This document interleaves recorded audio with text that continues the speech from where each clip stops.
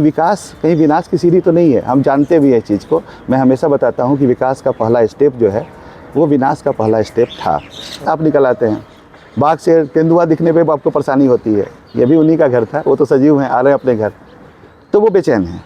हम उनके घर में घुस रहे हैं, घुसते आए हैं, और ये बहुत ज़्यादा पहले नहीं होता था। ये जब से हम ज़्यादा ज्ञानी होने लगे तब से ज़्यादा अज्ञानी हो गए।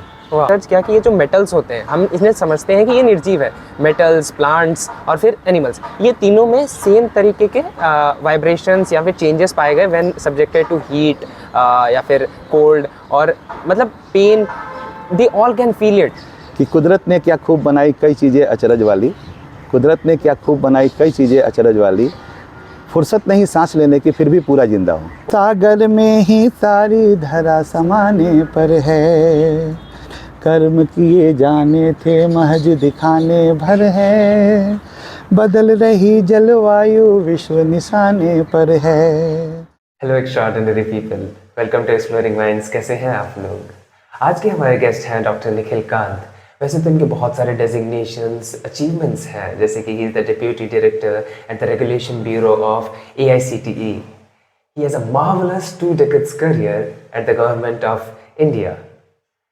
ये बैंकिंग सेक्टर में भी रह चुके हैं। He has done PhD in management, और भी ऐसे कई सारे डेजिग्नेशंस, अचीवमेंट्स, इन्हें कई सारे अवार्ड मिले हैं। मगर जो डेजिग्नेशन इन्हें सबसे प्यारा है वो है एक क्लाइमेट एंथुजियास्ट का। इनका मिशन है कि जलवायु की दबी हुई आवाज़ को सबके सामने लाना। He has written a book, इनका काव्य संग्रह विश्व निशाने पर है में ऐसी 50 कविताएं हैं जो क्लाइमेट क्राइसिस पर बातें करती हैं। I'll give the link below. You can listen to that poetry on YouTube as well. और इस पॉडकास्ट के अंत तक आपको समझ में आ जाएगा कि विश्व निशाने पर है या हम निशाने पर है। ऐसी कई बातों का पता चलेगा जो कड़वी ज़रूर है मगर सच्ची है। आपको पता चलेगा दुनिया कैसे चलती है। Exploring minds with doctor Nikhil Kant in 3, 2, 1। Doctor Nikhil Kant, welcome to exploring minds. कैसे हैं? बहुत बढ़िया, आप बताएं। मैं भी बढ़िया। I am loving your presence. और क्या चल रहा है आजकल ज़िंदगी? ज़िंदगी में वो सारी चीज़ें चल रही हैं जो ज़िंदगी में चलनी चाहिए, और आज आपके साथ यहाँ जयपुर में हूँ। कल भी शायद आपका साथ मिला था। क्लाइमेट क्राइसिस के प्रति हमारा थोड़ा काम चल रहा है। कोशिश करते हैं कि जो हमारे प्रैक्टिस है जो उसको सबके साथ साझा करें। उस कोशिश में आप लोग भी साथ हो जाते हैं, तो ये बताने में आसानी होती है कि विश्व निशाने पर है, मतलब हम निशाने पर हैं। और इस निशाने को समझना बहुत ज़रूरी है, क्योंकि क्लाइमेट क्राइसिस में जब कभी भी हम इस तरह की बातें करते हैं तो कभी भी धरती या क्लाइमेट निशाने पर नहीं होता, विश्व निशाने पर नहीं होता। हम समझना शायद इसी तरह से चाहते हैं कि विश्व निशाने पर है बोलने से लोग ज़्यादा कनेक्ट होंगे। उनको लगेगा अच्छा मैं कुछ एहसान करने जा रहा हूँ विश्व के ऊपर। जैसे सेव अर्थ में हम अपने आप को सेव कर रहे होते हैं, बोलना अच्छा लगता है सेव अर्थ, उसी तरह से विश्व निशाने पर है, मतलब हम निशाने पर हैं, हमारी ज़िंदगी निशाने पर है। तो ज़िंदगी इस तरह से चल रही है कि हम अपने प्रैक्टिसेस जो छोटे छोटे होते हैं वो सबके साथ शेयर करें, दूसरों से सुने, उनके प्रैक्टिसेस को अगर अपना सकते हैं वो अपनाएं। प्रिस्क्रिप्टिव नहीं बने, प्रीच नहीं करें। जो ज़्यादा परेशानी वाली चीज़ें लोग समझना नहीं चाहते हैं जब तक वो तैयार नहीं हो समझने के लिए, तो ऐसा ही करते हैं, प्रैक्टिसेस शेयर करते हैं। बहुत खूब। विश्व निशाने पर है से कवि क्या कहना चाहते हैं? मतलब ये एक चीज़ है जिस पे आपने हर जगह बात की है, चाहे वो कोई टॉक शो हो या फिर कॉलेज के सेमिनार्स हो या फिर आपकी पर्सनल यूट्यूब चैनल हो। आपने इसके इर्द गिर्द कविताएं भी लिखी है, बहुत सारी चीज़ें की है। तो कवि कहना क्या चाहते हैं कि विश्व निशाने पर है? पहली बात जो मैंने अभी शुरुआत में ही कहा कि विश्व निशाने पर है, मतलब हम निशाने पर हैं। हम समझना उस तरह से चाहते हैं, इसलिए विश्व निशाने पर है, सेव अर्थ जैसा। पर्यावरण पर लिखने वाले बहुत सारे कवि हैं, और मैं अभी जो भी बात करूँगा ये सारी बातें जो हैं वो अलग अलग फोरम पे, अलग अलग जगहों पे जो लोग बोलते हैं मुझसे, मैं वही साझा करने की कोशिश करूँगा, ताकि वो चीज़ें बिल्कुल सच ही जैसा लगे। वो ऐसा लग सकता है कि शायद आपने ही कहा हो ऐसा। कल के भी कार्यक्रम में था और विभिन्न कार्यक्रमों में जो मैं रहता हूँ, या इवन आप जब टॉक शोज वगैरह ऑनलाइन जो हमारे प्रोग्राम्स होते रहते हैं उसमें अगर कमेंट्स देखेंगे, उन सारे कमेंट्स से निकाल के मैं अभी आपसे बताने जा रहा हूँ कि विश्व निशाने पर है कहने का जो मतलब था वो हम निशाने पर हैं। पहली बात ये। दूसरी बात ये कि पर्यावरण पे कम लोग लिखते हैं ऐसा नहीं है, लेकिन वो पर्यावरण पे लिखते हैं। पर्यावरण संकट या जलवायु संकट पे लिखने वाले जैसा मुझे बताया जाता है शायद कोई नहीं है, और वो भी तुकांत कविताओं के साथ। दूसरी बात ये है कि ये कोई बहुत बड़ी उपलब्धि मेरी नहीं है। मैं दो चीज़ें बोलता हूँ कि एक आप लोगों से लेता हूँ, आप लोगों को देता हूँ, और एक ऊपर वाले से लेता हूँ, वो आप लोगों को देता हूँ। तो मेरा अपना कुछ इसमें नहीं है, ये बताना बहुत ज़रूरी है। और ये शायद उस कविता के साथ जुड़ने का सबसे बड़ा कारण हो जाता है। कारण क्या है कि आपको लगता है कि अरे ये तो मेरी अपनी चीज़ें मैं जानता हूँ, जानता हूँ। और उसके बाद जो मैं बताता हूँ, शुरुआत मेरी जिस कविता से हुई थी, मैं आपको बताना चाहूँगा कि मेरी तकरीबन 250 से ज़्यादा कविताएँ हैं, और वो अलग अलग थीम्स पे हैं, लेकिन वो सारे थीम हमारी ज़िंदगी के इर्द गिर्द के हैं। और उन थीम्स में भी कुछ के वीडियो एल्बम भी बन चुके हैं। खासकर माँ पे एक बहुत अच्छी कविता है, और उस कविता के बारे में मैं बताता हूँ कि इस कविता को जब आप सुनेंगे तो उसके बाद आपको ये लगना चाहिए, और लगता है कि ये कविता मैंने नहीं लिखी है अपने माँ के ऊपर, आपने लिखी है अपनी माँ के ऊपर। और ये एहसास हो जाता है। ये एहसास क्यों होता है? उस तरह की कविता होने के कारण, और उस तरह की कनेक्शन माँ के साथ, ज़िंदगी के साथ। तो आप उन कविताओं को जब सुनते हैं तो आपको लगता है कि ये मैंने ही माँ के ऊपर लिखी है। और जब आप ताली बजाते हैं, कभी कभी आप ताली बजाना भूल जाते हैं। एग्जैक्टली। तो भूल जाते हैं तो मुझे बहुत अच्छा लगता है। कभी कभी मैं खुद ही मना करता हूँ कि ताली मत बजाइए, इस पर सोच लीजिएगा, तो वो ज़्यादा अच्छा है। और तालियों से क्या पेट भरना है। अब आते हैं दूसरी चीज़ पे कि विश्व निशाने पर है जब मैं बात कर रहा हूँ, तो इन कविताओं के माध्यम से जलवायु संकट के बारे में बात करना चाहता हूँ। और जलवायु संकट पे जब बात करनी होती है तो आप मान के चलिए कि उसके पीछे सिर्फ आप जलवायु के बारे में बात नहीं कर रहे हैं, उसके पीछे साइंस है, उसके पीछे ज्योग्राफी है, उसके पीछे पॉलिटिक्स है, उसके पीछे शब्दों का माया जाल है, उसके पीछे कॉमर्स है, बहुत फाइनेंस है, बहुत सारी चीज़ें हैं। इन सारी चीज़ों को जिस तरह से बड़े बड़े डॉक्यूमेंट में समझाया जाता है, किसी को फुर्सत नहीं है उन चीज़ों को समझने के लिए, क्योंकि ज़्यादातर हम बात बना रहे होते हैं। और बात जब बना रहे होते हैं तो वो सारी चीज़ें जो उसके अंदर लिखी हुई होती है वो शायद आउटकम में निकल के नहीं आती। मैं इस पर आगे अभी चर्चा करूँगा, लेकिन चूँकि अभी कविताओं से ही जुड़ा रहना है क्लाइमेट क्राइसिस के साथ, तो आप अलग अलग कविताएं जो है उसकी तकरीबन 50 ये 250 कविताएं जो मैंने बताई, उसमें से 50 कविताएं एक्सक्लूसिवली विश्व निशाने पर है, इस काव्य संग्रह से है। और इस काव्य संग्रह में हर एक कविता में विश्व निशाने पर एक शब्द आता ज़रूर है, ये टर्म जो है वो आता ज़रूर है, और वो याद दिलाता है कि हम निशाने पर हैं। तो इसमें जितनी भी तरह के मैंने अलग अलग एस्पेक्ट की बात की जो जलवायु संकट के पीछे कारण है, उनको मैंने कोशिश किया है कवर करने की। एक जो सबसे चर्चित और हस्ताक्षर कविता मेरी जो है वो मेरी पहली कविता भी थी। जल अमृत जगजीवन आज बुझाने पर है, सागर में ही सारी धरा समाने पर है, कर्म किए जाने थे महज दिखाने पर है, बदल रही जलवायु विश्व निशाने पर है। इस कविता में आगे जब आप देखेंगे तो आप पीछे चले जाएंगे तकरीबन 40 साल पहले। ब्रंटलैंड कमीशन एक का रिपोर्ट आया था 1987 में, यूनाइटेड नेशंस ने बनाया था उसको। बहुत लंबा सा रिपोर्ट है, बहुत बड़ा डॉक्यूमेंट है। उसमें पहली बार ये कोशिश हुई थी कि सस्टेनेबल डेवलपमेंट के बारे में एक अवधारणा बने, एक डिफिनेशन आया सामने। वो कोशिश हुई सस्टेनेबल डेवलपमेंट को बड़े अच्छे ढंग से डेवलपमेंट के साथ एक सस्टेनेबल वर्ड जोड़ के, और उसको बड़ा अच्छा बना दिया गया, फैंसी बना दिया गया, सुनने में अच्छा लगता है कि अच्छा डेवलपमेंट के लिए कहीं ना कहीं हम गिल्ट लेके आ रहे थे कि विकास कहीं विनाश की सीढ़ी तो नहीं है। हम जानते भी हैं इस चीज़ को। मैं हमेशा बताता हूँ कि विकास का पहला स्टेप जो है वो विनाश का पहला स्टेप था। आप इन चीज़ों को शायद जानते होंगे, सभी लोग जानते हैं, लेकिन इन चीज़ों से हमेशा दूर होना चाहते हैं। उल्टा सोचने के लिए उनको कस्टमाइज कर दिया गया है या कस्टमाइज हो गए हैं। तो हर चीज़ को आप देखें तो एक उसका उल्टा पक्ष होता है, वही वास्तव में सीधा पक्ष होता है। तो आप जब बहुत सारी बातों पे आगे कभी बात करेंगे तो इन चीज़ों पे मैं ज़्यादा ध्यान देता हूँ। उसी तरह सस्टेनेबल डेवलपमेंट का वो कॉन्सेप्ट जो आया, बहुत सारे लोग इतना जान पाए कि ठीक है, सस्टेनेबल डेवलपमेंट का मतलब कि एक ऐसा डेवलपमेंट जिसमें नेचुरल रिसोर्सेज जो हैं वो जितना पिछले जनरेशन के पास था, हमको जिस पिछले जनरेशन ने हमें दिया, हम उसको उसी तरह से अच्छे से यूज करते हुए कि हमारे लिए भी यूटिलिटी रहे उसकी, हम बिना उसकी कोई भी क्षति करते हुए अगले जनरेशन को दे दें। बहुत अच्छा कॉन्सेप्ट है। कोशिश तो ये हज़ारों लाखों साल से चल रही थी और हमेशा से होता आया था। तो आज हम डिफिनेशन भी दे रहे हैं, अवधारणा भी दे रहे हैं, थ्योरी बना रहे हैं, रिपोर्ट्स आ रहे हैं, हम वो कर नहीं पा रहे हैं। हाँ। जो औद्योगिक क्रांति के पहले बड़े आराम से चल रहा था। हम मान सकते हैं उस समय बहुत सारे रिसर्च नहीं थे, साइंटिफिक रिसर्च और डॉक्यूमेंट्स नहीं थे, फिर भी 1890 से पहले सारी चीज़ें अच्छी चल रही थी। आज हम ये सारे अवधारणा लेके आ रहे हैं, शब्दों के मायाजाल को खेल रहे हैं। जलवायु को पॉलिटिक्स नहीं आती, जलवायु को शब्दों के मायाजाल में फंसना नहीं आता। जलवायु तो जलवायु है। तो इन चीज़ों को समझना बहुत ज़रूरी है। सस्टेनेबल डेवलपमेंट के कॉन्सेप्ट को मैंने उसको अपनी कविता के माध्यम से समझाने की कोशिश की। तो अगली 4 पंक्तियाँ उसी कविता की है।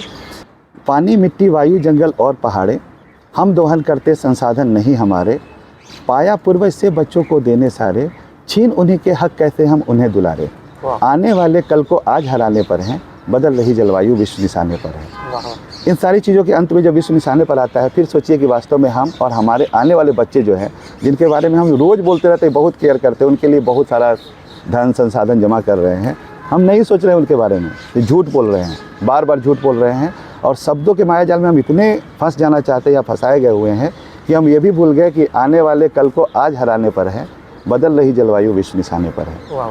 तो ये सस्टेनेबल डेवलपमेंट का कॉन्सेप्ट जो है, क्या हम इस तरह से दोबारा सबको नहीं बता सकते हैं? नहीं, हमको ब्रंटलैंड कमीशन की ज़रूरत है, और हम उसके बाद शब्दों के मायाजाल में जलवायु को भी फंसाएंगे। और उसके बाद जब 1980s की बात है, IPCC की अवधारणा जब आई, यूएन के अंदर, UNFCCC के अंदर, IPCC साइंटिफिक जितने भी रिसर्च होते हैं वर्ल्ड ओवर, उसमें वो एक पीरियोडिक लेवल पे सिंथेसिस रिपोर्ट निकालता है।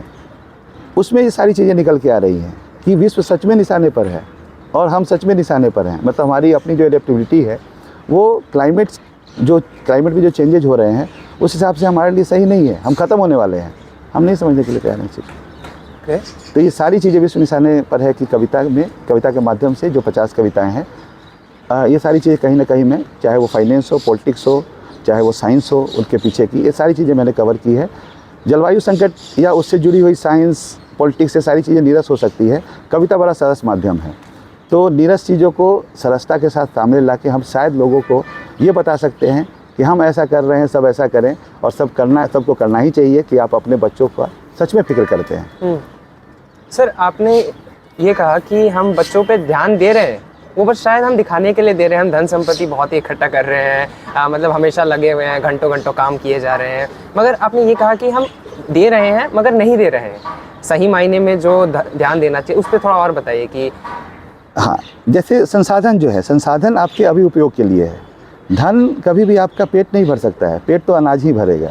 हाँ, तो आपने धन जमा कर दिया और जलवायु ही नहीं रही, उस आपके लिए मुफीद रही कि आप अनाज उपजा पाते।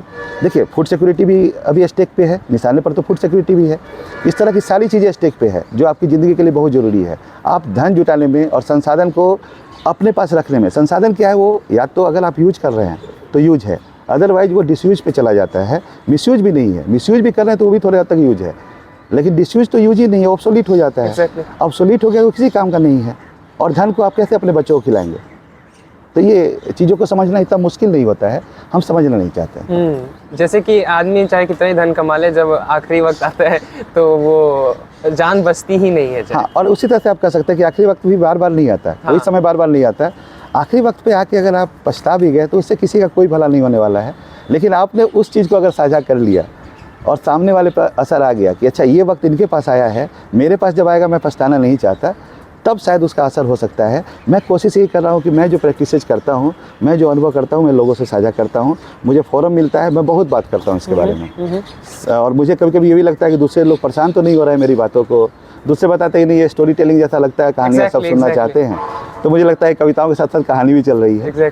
तो वो दूसरी बात है, लेकिन प्रैक्टिसेज साझा करना बहुत ज़रूरी है। और मुझे लगता है कि ये समझाना मुश्किल हो सकता है, समझना बहुत आसान है। आपने स्टोरी टेलिंग की बात की, इनफैक्ट मैं बताता हूँ, कल आप हमारे हॉल में आए थे तो हम सुन रहे थे, तो जब ख़त्म हुआ ना तो हम फ्रेंड्स के बीच में ऐसी बातें चल रही थी कि यार ऐसे गेस्ट आए ना तब मज़ा आता है, क्योंकि it was not a boring lecture कि मतलब वो बस गेस्ट कहे जा रहा है, और गेस्ट को भी ऐसा रियलाइजेशन होना चाहिए ना कि बच्चे क्या सही में सुनना चाहते हैं। बट आपके केस में ऐसा नहीं था, they were really listening to it, और फिर चीयर भी कर रहे थे और क्लैपिंग कर रहे थे। तो मतलब I think you are really great. हाँ, मुझे तालियों से ज़्यादा अच्छा लगता है जब बच्चे या कोई भी ऑडियंस में होता है, बच्चे ही नहीं, मैं आपको बता रहा हूँ कि अलग अलग तरह के ऑडियंस होते हैं, और शायद आपको मालूम नहीं हो, आपके ऑडियंस में ज़्यादातर यंग जनरेशन के लोग हैं। इसीलिए क्लाइमेट क्राइसिस पे मैंने एक गज़ल सुनाया उसमें। उसके ठीक बाद एक जो मेरा दूसरा प्रोग्राम था, वो उस प्रोग्राम में सारे प्रोफेसर्स थे और 50 के करीब प्रोफेसर्स थे, और उसमें भी अंतिम में मुझसे ये गुजारिश की गई, मैं उसको आदेश मानता हूँ, उस कविता के लिए। वो कविता इतनी चर्चित हो गई हुई है, और मुझे कभी कभी लगता है कि मैं बाकी कविताओं पे न्याय नहीं कर पा रहा हूँ, क्योंकि अन्य कविताओं में दूसरी चीज़ें हैं, इसमें प्योरली सस्टेनेबल डेवलपमेंट या ऐसी चीज़ें। मैं उसका दूसरा स्टेंजा आपको सुनाना चाहता हूँ कि इससे आप बहुत कनेक्ट करेंगे, क्योंकि आपके साथ रोज़ हो रहा है। हमने उनके घर में घुसकर उनको लूटा, लोचा खींचा, मारा पीटा, ठोका कूटा, छीना छपटी में जो टूटा उनका टूटा, कहीं तो जाएंगे उनका घर बार है छूटा, तभी हमारा घर उनसे लुट जाने पर है, बदल रही जलवायु विश्व निशाने पर है। इसमें आप देखते हैं जो फ्लड वगैरह है, हम बोल देते हैं कि अरे फ्लड है ये, पानी हमारे यहाँ घुस आया, नहीं, हम उनके घर में घुसे थे, उनका घर लूट लिया था, उनका घर छूट गया था, अब वो अपने घर में आ रहे हैं, कहाँ जाएंगे? हो सकता है कि आप नदियों को सजीव नहीं मानते हो, या आपने अपना कैटेगराइजेशन किया हुआ है, आपने मतलब आप नहीं, हम नहीं, तो ये कैटेगराइजेशन हमने कर दिया कि नदी जो है वो निर्जीव है। ऐसे हाई कोर्ट का जहाँ तक मुझे याद, उत्तराखंड ने गंगा नदी को सजीव माना है और स्टेक होल्डर के रूप में माना है। स्टेक होल्डर का भी कॉन्सेप्ट पढ़िए, उसका एक सिंगल सा लाइन है, डिफिनेशन है स्टेक होल्डर का, उसको भी ज़रूर पढ़िए। वो 1984 में एक रिपोर्ट है, एक नोबेल लॉरिएट थे, उन्होंने उसका डिफिनेशन दिया था, सिंगल लाइन का डिफिनेशन है, बहुत चीज़ें समझ में आ जाएंगी। तो उस हाई कोर्ट ने गंगा नदी को स्टेक होल्डर माना, और स्टेक होल्डर जिंदा हो ऐसा भी माना जाता है, जीवित हो, सजीव हो, तो गंगा नदी को भी सजीव माना गया, एक स्टेक होल्डर माना गया। तो खैर, हम निर्जीव ही मानते हैं। तो हो सकता है कि इससे आप कनेक्ट नहीं हो रहे हैं, उनका घर क्या, ये तो हमारा ही घर है, हम उसमें मिट्टी भर के नदियों के किनारे पे हम वहाँ पे घर बना लिया हमने, तो फिर दूसरी तरफ सजीवों पे आ जाते हैं। आज आपके यहाँ सांप निकल आते हैं, बाघ से तेंदुआ दिखने पे आपको परेशानी होती है, ये भी उन्हीं का घर था, वो तो सजीव हैं, आ रहे हैं अपने घर, तो वो बेचैन हैं। हम उनके घर में घुस रहे हैं, घुसते आए हैं, और ये बहुत ज़्यादा पहले नहीं होता था, ये जब से हम ज़्यादा ज्ञानी होने लगे तब से ज़्यादा अज्ञानी हो गए। वाह सर, ये जो आपने कहा ना कि सजीव और निर्जीव वाली बात, मैं एक किताब पढ़ रहा था, autobiography of a yogi, Paramahansa Yogananda ji की किताब है, तो उसमें एक चैप्टर आता है one of the India's greatest scientist Jagadish Chandra Bose के बारे में। तो उन्होंने एक इंस्ट्रूमेंट बनाया था, शायद क्रेस्कोग्राफ। तो वो क्या है, बेसिकली एक इंस्ट्रूमेंट है जो किसी चीज़ों को एनलार्ज करके दिखाता है, मतलब मैग्नीफाइंग करके दिखाता है, या correct me if I am wrong. तो उसमें उन्होंने रिसर्च किया कि ये जो मेटल्स होते हैं, हम इन्हें समझते हैं कि ये निर्जीव है, मेटल्स, प्लांट्स और फिर एनिमल्स, ये तीनों में सेम तरीके के वाइब्रेशंस या फिर चेंजेस पाए गए व्हेन सब्जेक्टेड टू हीट या फिर कोल्ड, और मतलब pain, they all can feel it. बस हमें रियलाइजेशन नहीं है, हमने बस शायद अपने कंफर्ट के लिए उन्हें निर्जीव कह दिया है, ताकि हम पे उल्टा बैकफायर ना हो जाए। जी, इस पे मेरा टेक ये है कि प्रकृति के अंदर होने वाली हर एक चीज़ प्राकृतिक है, और हम इंसान भी प्रकृति के बनाई हुई रचना है, लेकिन हम इतने बड़े हो गए कि हम प्रकृति से बड़ा बनना चाहते हैं। जब प्रकृति से बड़ा बनना चाहते हैं तो हम कैटेगराइजेशन करते हैं। हम क्या कोशिश करते हैं कि कोई दुर्घटना हो जाए, हम अप्राकृतिक बोलते हैं। इसी तरह की बहुत सारी चीज़ें जिसको अप्राकृतिक बोलते हैं। इतने बड़े हम हो गए कि हमने डिसाइड कर लिया कि ये प्रकृति के बाहर की चीज़ है, ये हमारे बस की चीज़ है। हम उसमें इतना भी बोलना नहीं चाहते कि ये ह्यूमन इंड्यूस्ड है। Climate change, climatic change, climate crisis, climate emergency, अलग अलग वर्ड्स हैं। मैं इसको जोड़ते हुए बताना चाहूँगा, क्योंकि मेरा ध्यान बार बार क्लाइमेट पे ही आ जाता है, आप किधर के भी प्रश्न पूछ रहे हो। तो क्लाइमेट चेंज को पहले झुठलाने की कोशिश हुई। झुठलाने की कोशिश ये हुई कि जब जो लोग पोल्यूटर्स थे, बड़े पोल्यूटर्स थे, हिस्टोरिकली रिस्पॉन्सिबल, वो लोग जब उनके ऊपर ये चीज़ें आई तो उनको लगा कि will be at a loss, हमें तो ये परेशानी होने वाली है। तो उन्होंने सबसे पहले जो सबसे आसान चीज़ होता है कि भाई इसके एविडेंस लेके आओ। तो इसमें एविडेंस नहीं चाहिए, साइंटिफिक एविडेंस चाहिए थे। साइंटिफिक एविडेंस लेके आओ। अब उसमें समय लगना था। IPCC की अवधारणा है, IPCC intergovernmental panel on climate change. ये क्या काम करती है कि ये जितने भी साइंटिफिक रिसर्च होते हैं पूरी दुनिया में, उनकी सिंथेसिस का काम करती है, और दुनिया भर के तमाम लोग इसमें जुड़ते हैं, जिसमें ऑथर्स भी होते हैं, रिव्यूअर्स भी होते हैं। मुझे ये असाइनमेंट दिया गया था कि मैं भी रिव्यूअर हूँ उसमें। तो जब वो एविडेंस लाने लगे तब कहीं ना कहीं मानने की बाध्यता थी, क्योंकि साइंस को तो आप मानते ही हैं, एविडेंस को मानते ही हैं, और साइंटिफिक एविडेंस को मानेंगे ही। अब ऐसे में क्या हुआ कि उसके बाद इन चीज़ों पे काम शुरू हुआ, और 1992 में रियो डी जेनेरियो में अर्थ समिट हुआ, और उसके बाद फिर COP की अवधारणा शुरू हुई। उसके बाद बहुत सारी कहानी है, मैं उन चीज़ों में अभी नहीं पढ़ना चाहता हूँ। मैं सिर्फ आप लोगों को वो, या हमारे जो दर्शक हो सकते हैं, श्रोता हो सकते हैं, उनको ये बताने की कोशिश करता हूँ कि कहीं ना कहीं उनकी क्यूरियोसिटी बढ़ जाए और वो जाके आगे इनके बारे में पढ़ें, क्योंकि छोटे से प्रोग्राम में हम बहुत ज़्यादा चीज़ों को कवर नहीं कर सकते हैं। तो उन झुठलाने की कोशिश में ये हुआ कि क्लाइमेट तो हमेशा ही चेंज होता रहा है, सैकड़ों, हज़ारों, लाखों सालों से। इन एविडेंसेस के साथ ये स्थापित हुआ कि क्लाइमेट हमेशा से जो चेंज होता रहा था वो इवोल्यूशनरी वे में चेंज होता था, जिसको क्लाइमेटिक चेंज बोलते थे, जो प्रकृति खुद ही करती है, जो ज़रूरी भी है और होता भी है। Change is the only constant thing. तो क्लाइमेटिक चेंज होता था। ये क्लाइमेट चेंज है, ये रिवोल्यूशनरी वे में हुआ है, और ये ह्यूमन इंड्यूस्ड है, जिसके लिए उन्होंने टर्म दिया एंथ्रोपोजेनिक चेंजेस। एंथ्रोपोजेनिक मतलब कि ह्यूमन इंड्यूस्ड। तो ह्यूमन इंड्यूस्ड चेंजेज हैं, और ये आपने जिस विकास की बहुत बड़ी सीढ़ी मानी थी औद्योगिक क्रांति को, वहाँ से आप जब टेम्परेचर का हमारा जो भी रिकॉर्ड है उसको देखेंगे तो वहाँ से बड़ा बदलाव आया है। उसके पहले सैकड़ों, हज़ारों, लाखों साल से चीज़ें बिल्कुल स्टैटिक थी। अब क्या हुआ कि क्लाइमेट चेंज जब वर्ड आया तो हमने ये देखा कि शुरुआत के लिए तो ठीक था, लेकिन ये भी बड़ा स्टैटिक टर्म है। क्लाइमेट चेंज आपके अंदर कोई आपको उकसाता नहीं है कि आपको कुछ कर जाना है। हाँ। वो एक स्टेटस बताता है कि हाँ क्लाइमेट चेंज। सही। आपके लिए ऐसे शब्द लाने बहुत ज़रूरी थे कि आपको उकसाया जा सके। तो crisis is the thing where you need to take action, you need to be proactive. Emergency एक ऐसा वर्ड हो सकता है। तो इसीलिए क्लाइमेट क्राइसिस और क्लाइमेट इमरजेंसी जैसे टर्म्स है कि आपको, आप सभी को, मतलब हम सभी को उकसाया जा सके, जो भी शांति से बैठे हुए हैं। मेरा अपना जो रिसर्च रहा है वो क्लाइमेट स्ट्रेटजी प्रोएक्टिविटी पे रहा है, और proactivity is that component which has come from that particular concept कि आपको प्रोएक्टिव होना इन चीज़ों के लिए, अपनी ज़िंदगी जीने के लिए। तो मेरी थ्योरी जो है, जो मैंने अपने शोध से, और जिसको स्प्रिंगर ने अपने इंसाइक्लोपीडिया में, जब वो 17 सस्टेनेबल डेवलपमेंट गोल्स के ऊपर इंसाइक्लोपीडिया तैयार कर रहे थे और लाइव रेफरेंसेज है, उसमें 3 इंसाइक्लोपीडिया के 3 गोल्स के लिए उन्होंने मुझे इनवाइट किया, और 3 चैप्टर्स मेरे अलग अलग सस्टेनेबल डेवलपमेंट गोल्स में, जहाँ भी क्लाइमेट कहीं ना कहीं डायरेक्टली और इनडायरेक्टली जुड़ता है जिस भी सस्टेनेबल डेवलपमेंट गोल से, उसमें मुझे ये मौका दिया कि मेरे 3 लाइव रेफरेंसेज के रूप में चैप्टर हैं। एक्नॉलेज भी किया कि क्लाइमेट स्ट्रेटजी प्रोएक्टिविटी जो है वो इनकी ये प्रोपोनेंट है उसके। तो उसमें भी मैं यही बात करता हूँ कि क्या मैं उस पर बात कर दूँ अभी? हाँ हाँ। तो क्लाइमेट स्ट्रेटजी प्रोएक्टिविटी जो है ना, वो मैंने बताने की कोशिश की। मुझे ये ऐसा एहसास हुआ एक हाइपोथेसिस के रूप में कि जो भी ऑर्गेनाइजेशंस होते हैं वो नॉर्मली, कंपनी जो होती है वो किस लिए काम करती है? ये स्टेटेड रूल है कि वो वेल्थ मैक्सिमाइजेशन के लिए, रेवेन्यू जनरेशन के लिए काम करती है। उनका सोल मोटो यही होता है, और उनका राइट है, उनका मैंडेट है कि वो इसी के लिए काम करेंगे। क्लाइमेट कॉन्शियस होना उनके लिए बड़ा कॉस्ट इफेक्टिवनेस दूर कर देता है। मतलब वो कॉस्टली अफेयर हो जाता है उनके लिए। फिर वो तो ऐसा करेंगे नहीं, और वही सबसे बड़े पोल्यूटर माने जाते हैं। हाँ। तो फिर ऐसी कंपनीज क्यों आगे आ रही है जो क्लाइमेट कॉन्शियस है? जैसे भारत के भी कुछ कंपनी की बात करें तो मुझे लगता है इन्फोसिस है, TCS है, SBI है, बहुत सारी कंपनी है। CDP एक प्रोजेक्ट है, कार्बन डिस्क्लोजर प्रोजेक्ट, बहुत बड़ा वर्ल्ड का। वो इन कॉर्पोरेट के साथ बहुत सारे डिस्क्लोजर लेके और बहुत सारे क्वेश्चनायर पे काम करके उनकी रेटिंग वगैरह भी देता है। CDP को आप देख सकते हैं। तो वहाँ से ये रिपोर्ट्स आते हैं, यहाँ ये जानकारी आती है। तो ये सब क्यों कर रहे हैं? ऐसी कंपनी बहुत सारी है दुनिया में, क्यों कर रही है? या तो दिखाने के लिए कर रही होगी, या सच में कुछ करना चाहती है।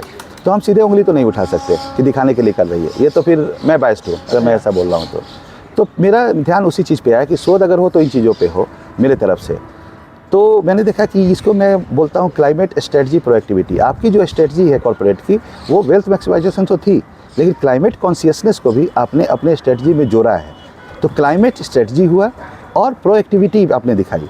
मतलब आपकी रिएक्टिविटी नहीं है। रिएक्टिविटी होती कि जो रूल बोल रहा है कंपनी ने उतना तो फॉलो कर दिया, कंप्लायंस कर दिया। कंप्लायंस नहीं होना जरूरी था, उसके बदले फ़ायदा था तो कंप्लायंस भी नहीं किया और पेनल्टी दी। लेकिन यहाँ पे पेनल्टी नहीं देके, कंप्लायंस की तरफ नहीं जाके, रिएक्टिविटी की तरफ नहीं जाके, इवन वो इनर्शिया भी नहीं है उनके अंदर, वो प्रोएक्टिव हैं। तो ऐसी कंपनीज, ऐसे ऑर्गेनाइजेशन जो कि क्लाइमेट स्ट्रेटजी प्रोएक्टिविटी रखते हैं, तो उनका सोल मोटो क्या होता है? Wealth maximization. लेकिन वेल्थ मैक्सिमाइजेशन भी एक सबसेट है कम्पिटिटिव एडवांटेज का। तो कम्पिटिटिव एडवांटेज हर एक कंपनी चाहती है। दूसरे कंपटीटर से इतना आगे बढ़ जाए कि सारे कंपटीटर खत्म हो जाए। मतलब आज का बिजनेस भी और आगे का बिजनेस उनका चलता रहे। तो आगे का भी चलता रहे, आज तो कम्पिटिटिव एडवांटेज, लेकिन आगे का भी चलता रहे, इसके लिए सस्टेनेबल या सस्टेन्ड कम्पिटिटिव एडवांटेज होना चाहिए। ये कॉन्सेप्ट है पूरा स्ट्रेटेजिक मैनेजमेंट में। तो मेरा ध्यान उस तरफ गया। तो मुझे लगा कि ये अपने सोल ऑब्जेक्टिव से तो हट नहीं रहे होंगे। जब नहीं हट रहे होंगे, इतनी बड़ी कंपनीज हैं, तब छोटी छोटी कंपनी तो क्लाइमेट कॉन्शियस है, इसमें कोई शक नहीं, बहुत सारी हैं। बड़ी कंपनीज भी ऐसा कर रही हैं, एस्टेब्लिश कंपनीज। तो मेरा ध्यान गया इन चीज़ों पे। तब मैंने कहा कि क्या मुझे इस चीज़ को जानने की ज़रूरत है और बताने की ज़रूरत है कि climate strategy proactivity leads to competitive advantage, and if it leads to competitive advantage, it also leads to sustained competitive advantage. That was the hypothesis. Then I started to work upon. और आपको जान के आश्चर्य होगा कि मेरी theory में यही निकल के आया कि क्लाइमेट स्ट्रेटजी प्रोएक्टिविटी जो है वो अल्टीमेटली सस्टेन्ड कम्पिटिटिव एडवांटेज की तरफ जाता है, न सिर्फ कम्पिटिटिव एडवांटेज की तरफ। और ये कैसे होता है? क्योंकि जब आप कम्पिटिटिव एडवांटेज से आगे सस्टेन्ड कम्पिटिटिव एडवांटेज की तरफ देखना चाहते हैं, तो आपके पास रिसोर्सेज और कैपेबिलिटी, ये 2 चीज़ें होती हैं। ये दोनों में यूनिकनेस होना चाहिए, यूनिक रिसोर्सेज और यूनिक कैपेबिलिटी।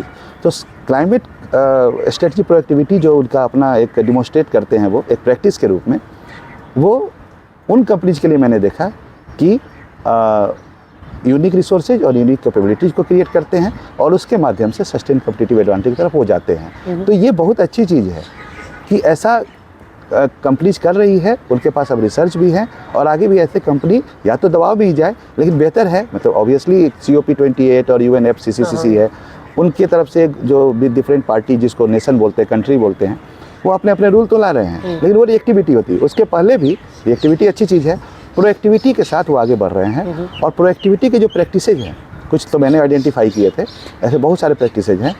उन प्रैक्टिसेज को गवर्नमेंट जो है उससे अपने रिकमेंडेशन या अपने पॉलिसी में ला सकती है, फिर वो दूसरी कंपनी के लिए रिएक्टिविटी बन सकती है।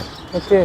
तो जो प्रोएक्टिव हैं वो इस तरह से भी हेल्प कर रहे हैं कि वो अपने प्रैक्टिसेस को साझा कर रहे हैं, जैसे मैं अपने प्रैक्टिसेस साझा करता हूँ, और वो साझा कर सकते हैं पॉलिसी मेकिंग के लिए। जो बॉडीज़ हैं वो अपने रूल्स में, अपने गाइडलाइंस में वो प्रैक्टिसेस को ला सकती है कि this has to be complied with. Yes. और एक्टिविटी के रूप में भी अच्छा हो सकता है। हाँ, बिल्कुल बिल्कुल। तो सर, जैसे आप बार बार प्रैक्टिसेस की बात कर रहे हैं कि हम अपने लेवल पे कौन सी प्रैक्टिसेस कर सकते हैं, आपने पहले भी बात की कि जैसे आपको बड़ा घर मिला बट आपने रिक्वेस्ट करके छोटा कर लिया, तो वैसे और भी प्रैक्टिसेस बताइए कि जो हम खुद के लेवल पे क्या कर सकते हैं। मतलब हम हमेशा ऐसे है ना कि गवर्नमेंट को कहते रहते हैं कि गवर्नमेंट कुछ नहीं कर रही, बड़ी कंपनीज कुछ नहीं कर रही, पर हम खुद क्या कर रहे हैं, तो उस लेवल पे हम क्या कर सकते हैं? मुझे बड़ी खुशी होती है जब इस तरह के प्रश्न आते हैं, क्योंकि ये सारे प्रश्नों का जवाब मैं अपने अलग अलग कविताओं के माध्यम से दे चुका हूँ। परेशानी ये है कि सारी कविताओं को सुनाने के लिए भी समय चाहिए। हाँ। तो धीरे धीरे मुझे लगा कि ये पॉसिबल क्यों नहीं होता है कि दो चार, एक तो मेरी हस्ताक्षर कविता जो है, जो अभी मैं सुना रहा था, आधा मैंने सुनाया, उसके बाद एक दो चार ऐसी कविताएं हैं जो सुन ली जाती हैं, उसका समय नहीं होता किसी के पास। इसके बारे में मैंने एक शेर, कल आपके जब प्रोफेसर्स लोग साथ में थे तो एक शेर मैंने अपना सुनाया था और उन लोगों को बड़ा अच्छा लगा। उन लोगों ने नोट भी किया, शाम को उन्होंने मुझे सुनाया भी और मेरे साथ फ़ोटो भी लिया। कल शाम की बात है, दिन में ये कार्यक्रम हो गया था। उन्होंने लिख लिया था उसको कि कुदरत ने क्या खूब बनाई कई चीज़ें अचरज वाली, कुदरत ने क्या खूब बनाई कई चीज़ें अचरज वाली, फुर्सत नहीं सांस लेने की फिर भी पूरा जिंदा हूँ। वाह। तो आप हमेशा ये बोलते रहते हैं कि सांस लेने की भी फुर्सत नहीं है और जिंदा तो हैं। हाँ। तो कुदरत ने बड़ी अच्छी चीज़ बना दी है कि ये काम आपको नहीं दिया, लेकिन सांस लेने के लिए फुर्सत की ज़रूरत नहीं होती है, ज़िंदगी जीने के लिए भी फुर्सत की ज़रूरत नहीं होती है। अब जो प्रैक्टिसेस की बात करते थे, ये आप ज़िंदगी जीने के लिए कर रहे हैं। जैसे कि आप सांस लेते हैं, ये सारी चीज़ें उसी तरह की है। हम अपने आप को पता नहीं क्यों झुठलाना चाहते हैं। मैं नहीं झुठलाना चाहता हूँ अपने आप को, और मुझे लगता है कि ऐसे बहुत सारे लोग हैं जो झुठलाना नहीं चाहते हैं। अब अगर कोई मुझसे कहता है कि आप कैसे बिना एसी के रह लेते हैं, क्या आपको गर्मी नहीं लगती, ये मेरा फेवरेट प्रश्न है। तो और ये हमेशा होता है। हाँ। तो मुझे बताना पड़ता है कि आपकी अपेक्षा के हिसाब से मैं जवाब नहीं दे पाऊँगा। आपकी अपेक्षा यही होगी कि मैं जवाब दूंगा कि हाँ मुझे नहीं लगती गर्मी, क्योंकि जब आप प्रश्न पूछते हैं तो उसमें एक कहीं ना कहीं थोड़ा बहुत आपकी अपेक्षा जुड़ी होती है कि जवाब शायद इस तरह का आएगा। आपने एक जवाब आपके पास होता है, एक जवाब आपका होता है। हाँ। लेकिन वो जवाब जरूरी नहीं सही हो, और ज़्यादातर मैंने देखा इस प्रश्न में उनका जवाब सही नहीं होता है, क्योंकि गर्मी तो मुझे लगती ही है। फिर वो बोलते हैं कि मुझे बहुत ज़्यादा गर्मी लगती है, तो मैं बोलता हूँ मुझे भी बहुत ज़्यादा ही लगती है। तो आपको कब ज़्यादा गर्मी लगती है? जब बहुत गर्मी होती है। बोला हाँ मुझे भी उसी समय। मैं पसीना बर्दाश्त नहीं कर सकता या कर सकती? मैंने कहा मुझे भी बर्दाश्त नहीं करना होता है, उसको एंजॉय करता हूँ मैं। तो पसीना एंजॉय करने की चीज़ है, ये हम भूल चुके हैं। पसीने के साथ बहुत सारी बीमारी चली जाती है, और हमारा शरीर जो बना है वो पसीना निकालने के लिए ही बना हुआ है। एग्जैक्टली। क्योंकि पसीने से आपको मालूम है क्या क्या गंदगी निकल जाती हाँ। है, वेस्ट निकल जाते हैं। तो ये एक छोटी सी प्रैक्टिस है। कूलर के बारे में बता रहा था कल, मैं शायद फर्स्ट टाइम ये पब्लिक फोरम बता रहा था कि बहुत सालों के बाद पिछले साल कुछ लोग मेरे घर पे थे, कुछ परिवार के लोग जिनको गर्मी ज़्यादा लग रही थी। तो मैंने कहा कि एसी तो नहीं लगवा सकता, लेकिन कूलर में मंगवा लेता हूँ। क्योंकि कूलर में मुझे बहुत ज़्यादा इस तरह की परेशानी नहीं लगती है जब आप क्लाइमेट को हार्म कर रहे हो, सिवाय इसके कि वो आज प्लास्टिक की चीज़ें बनती हैं तो वो एक वेस्ट मटेरियल क्रिएट होता है। आज से 10 साल बाद, जब तक यूज में है तब तक तो नहीं मानूंगा, लेकिन है तो उस समय भी वो बर्बादी कर रहा है क्लाइमेट को। फिर भी तो कूलर मंगाना पड़ा मुझे। पिछले साल कूलर चला, इस बार मेरे यहाँ गर्मी में कोई आया नहीं। एक दो लोग आए थे, उनके बारे में बाद में बताऊंगा। वो जब 24 घंटे मेरे साथ, उनके लिए मैंने गेस्ट हाउस में व्यवस्था की हुई थी, और 1-2 घंटे के लिए वो मेरे पास आते थे। उसके बाद उनको लगा कि मजबूरी में एक दिन उनको रहना पड़ा, और उनको इतना अच्छा लगा कि उन्होंने कहा कि जब आप ये बोलते हैं कि 24 घंटे साथ में रहना चाहिए, तब पता चलता है now they have started practising it. उनके घर में सारी चीज़ें थी जो सबके घर में होती है, एसी वगैरह। तो उनके आने के बाद भी कूलर नहीं लगाना पड़ा मुझे। मेरे नीचे वाले फ्लोर पे एक छोटा सा गैरेज है, उसमें मैंने कूलर रख दिया, और इस साल वो कूलर भी बाहर नहीं निकला। ये ठीक है, वो वेस्ट मटेरियल है मेरे लिए, लेकिन कभी कोई मजबूरी इस तरह की हो जाती है जब हम ज़्यादा कुछ नहीं कर पाते। लेकिन कूलर की भी ज़रूरत नहीं पड़ी। अभी हम धूप में बैठे हुए हैं, मुझे लग रहा है कि आपको अच्छा लग रहा होगा। मुझे तो अच्छा लग रहा है। अच्छा, बहुत अच्छा। और ये पीछे जो ये हमारे पंछी हैं और ये सारी जो नेचुरल चीज़ें हैं, इसको देखना तो अच्छा लग ही सकता है ना। एग्जैक्टली। अब इसको समझाना कि नहीं भाई हम तो शीशे के सीलिंग्स में और शीशे के मतलब ग्लास के वॉल के पीछे बैठे हों और ये ज़बरदस्ती का एक आर्टिफिशियल गर्मी क्रिएट किया हो और इसीलिए एसी चलाना ज़रूरी है। आर्टिफिशियल गर्मी को बीट करने के लिए आर्टिफिशियल कूलिंग करनी पड़ेगी। अदरवाइज आप नेचुरली अगर गर्मी को झेलना चाह रहे हैं आप झेल जाएंगे। झेल नहीं जाएंगे, एंजॉय करेंगे। ये कौन सी जगह की बात कर रहे हैं? कहाँ पे घर? मैं दिल्ली की बात दिल्ली कर रहा हूँ। इतने हीट में? दिल्ली और साउथ दिल्ली की बात कर रहा हूँ। इतनी हीट में मतलब it takes courage. It takes courage. और नहीं, इट डजंट टेक करेज। अगर ये आपको थोड़ा सा भी मोटिवेट कर सकता हो कि ऐसा मैं भी कर सकता हूँ तो आप अपनी अच्छी ज़िंदगी जी लेंगे। मैं सिर्फ अपने लिए कोशिश कर रहा हूँ, बताना भी इसलिए चाह रहा हूँ कि ये दुनिया इतनी अच्छी हो जाए कि मेरी ज़िंदगी अच्छी चलते रहे। मैं स्वार्थी होकर बात कर रहा हूँ। Wow wow, I love that concept. तो जैसे सर आप रुकते नहीं है, यू आर दैट क्यूरियस कि हाँ अब इतना हो गया, अब और करना है, ये करना है, वो करना है। तो जैसे आपने बात की ना कि 24 घंटे आपके साथ कोई रहे तो उसको भी रियलाइज़ होगा बहुत सारी चीज़ें और उसको और पसंद आएगा। तो क्यों ना जस्ट सजेशन कि एक नेक्स्ट स्टेप आपका ये भी हो सकता है कि ना just make a kind of farm house और समथिंग जहाँ पे they can come for retreat, कि ना रहें कुछ दिन वहाँ पे। तो maybe you can do that in future. Actually देखिए, फिर अगर उस तरह की चीज़ें होती है ना, वो मेरे प्लान में है और वो अभी फिर नज़दीक के प्लान में तो नहीं है। अपनी मजबूरी होती है कुछ फैमिली के लिए कि आप बच्चों को पढ़ा रहे होते हैं और वहाँ डिस्टर्ब नहीं करना चाहते। वो प्लान में है, वो छोटे से जगह के प्लान में है। शायद वो रांची हो सकता है, शायद वो पटना के आसपास की जगह हो सकती है, वो प्लान में है। लेकिन मैं दूसरी बात बोल रहा हूँ, इस जगह पे जब लोग आते हैं ना, वहाँ वेस्ट क्रिएट करते हैं। वो एंजॉयमेंट के लिए आते हैं। मैं चाहता हूँ उस प्रैक्टिसेज को देखें, हमारे साथ उनको कष्ट हो रहा है, मुझे कष्ट नहीं हो रहा है, इस चीज़ को जानें। वहाँ जब वो आएंगे तो वो एंजॉयमेंट के लिए आएंगे। पहाड़ों पे जाके वेस्ट क्रिएट कर दिया, हर जगह वेस्ट क्रिएट कर दिया, पता भी नहीं चलता है कि हमने वेस्ट क्रिएट कर दिया। इतना ही नहीं, प्रकृति बनने की जो इच्छा हो गई, एक तो प्रकृति के साथ रहने की इच्छा जब होती है तो पहाड़ों पे जाते हैं, गंदगी फैला के आते हैं। और आप लोग चूँकि अब से बहुत छोटे उम्र में होंगे, बहुत सारी चीज़ें आपके सामने बदली होगी, हमारे सामने और ज़्यादा चीज़ें बदली हैं, बहुत फास्ट बदली हैं। तो बदलाव ज़्यादा तेज़ी से हो रहा है। कभी कभी हम लोग को लगता था जब आप लोग के एज में थे कि हम लोग ट्रांजिशन फेज में आए हैं। मुझे लगता है आप लोग को भी लगता होगा एग्जैक्टली, है ना। तो फिर मुझे लगने लगा कि शायद हम इन शब्दों के बारे में पहले नहीं बात करते थे, हमारे जनरेशन से ट्रांजिशन वगैरह वर्ड यूज करने लगे। आप लोग भी महसूस करते हैं इसलिए कि बहुत फास्ट चीज़ें बदल रही हैं। चीज़ें पहले भी बदलती थी, हमेशा से बदलती रही है, हमेशा से ही हो रहा है। ग्लोबल वार्मिंग, ग्लोबल कूलिंग भी रहा है वर्ल्ड में। आप जाइए हिस्ट्री में, अब देखिए हम किस जगह पे बैठे हुए हैं। मतलब इस समय इस जगह की बात नहीं कर रहा हूँ कि अभी तक जितना भी रिकॉर्ड है हमारे पास टेम्परेचर का, सबसे गर्म साल में बैठे हुए हैं। ये कोई बहुत बड़ी उपलब्धि तो नहीं है। और ये अगर हम यहाँ बैठे हुए हैं हर साल ऐसा ही करते जा रहे हैं तो बच्चों को क्या देने वाले हैं आगे आने वाले जनरेशन को। वाह वाह। प्रकृति हिमालय पे बर्फ़ बना देती है। हाँ। हमने सोचा कि हम घर पे ही बर्फ़ बना लेंगे, प्रकृति से बड़े हो जाएंगे। प्रकृति तो इतना ही कर सकती है कि वो हिमालय पर बना रही है, लेकिन प्रकृति कभी वेस्ट क्रिएट नहीं करती है। पूरा काम उसका सर्कुलर में होता है, जिस चीज़ से जो बना उसी में समा गया। जीरो वेस्ट, हम जीरो वेस्ट का कॉन्सेप्ट लाते हैं। नेट जीरो एमिशन प्रकृति करती रही है, हम उस कॉन्सेप्ट को ले आते हैं, करते नहीं हैं, लाते हैं। हाँ लाते हैं, फैंसी वर्ड है सर। क्योंकि जब प्रैक्टिस की बात करता हूँ तो आपको ये लग सकता है कि इस छोटे से प्रैक्टिस से क्या होगा। 800 करोड़ लोग छोटे छोटे प्रैक्टिस करेंगे तो दो चीज़ें हैं, उस प्रैक्टिस से बहुत कुछ होगा।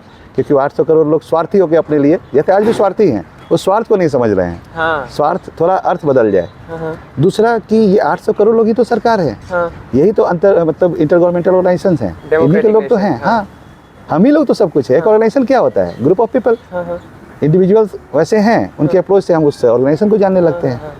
तो उस तरह से इन चीज़ों को समझना बहुत ज़रूरी है कि ये सारी चीज़ें स्वार्थ में हम ऐसा भी थोड़ा हो जाए। प्रकृति के बारे में अभी तो बात चल रही थी, मेरी एक कविता है, मैं अभी शायद कहीं और सुनाया हो या नहीं मुझे याद नहीं है, अगर आपकी अनुमति हो तो मैं इसको सुना दूं। Sir, we are honoured. Yes, ये धुन हथियाने की शीर्षक है ये। और शीर्षक के बारे में बोलता हूँ, कविताओं के शीर्षक में एक नैरेटिव हुक्स होना जरूर चाहिए, किसी भी कहानियों में भी, किसी भी रिपोर्ट में भी, ताकि वो आगे जाए।